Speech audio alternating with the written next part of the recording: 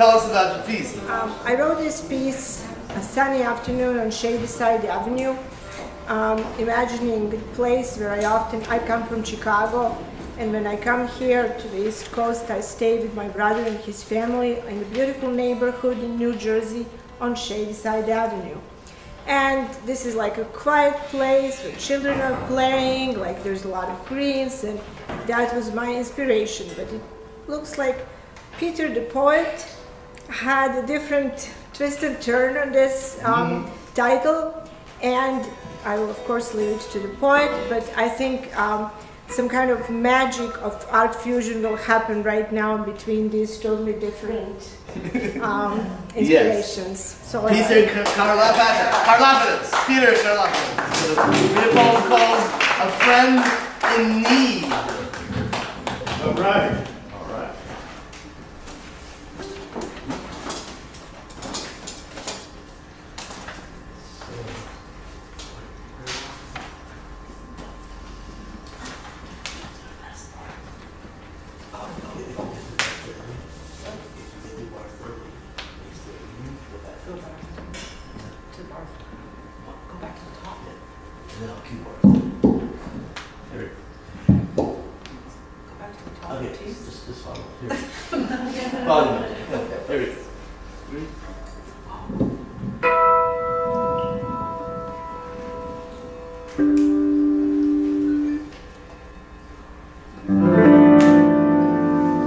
I was moving out to Frisco and staying downtown with an old pal, Jim, when the phone rang, my last Monday noon. Jim answered then, held out the phone, telling me it's Vinny. No one knew where I was, let alone the phone number, so how the hell did Vinny find me? I answered, yeah, to which Vinny stammered, Pete, I need your help. Help with what, I asked, and how'd you get my number? He explained, Pete, you gotta come up here and borrow money from me. Now Vinny was a gambler, and a poor one at that. And here was the Carlisle, where he was working days as a waiter in the lounge, but we also worked together at another club for years. So I jumped on the E-train, switched to the 6 at 53rd and Lex, and walked west from 77, even though I was a wreck, having held my goodbye party all throughout the night before. I found Vinny near the bar, and he led me to the back, spelling out, you gotta borrow $3,000 from the Shylock, and I'll pay him back for you. I asked him, how the hell did you find my number? He answered, Bert's at the front bar, just come up with a good story. My head was spinning, but I told him I would try. Vinny sat me on a stool, introducing me to Bert, who I told I needed money to pay the hospital bill for my son, who was just born, while I waited for the insurance company to pay me, at which point I would pay him back in full.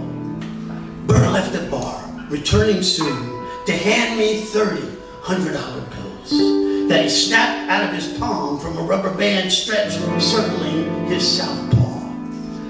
Bert had bought my tale, which held very little truth, though lucky for Vinny, who dragged me back and back, where I held out 30 bills, peeling 3 off the top, which I slid into my pocket.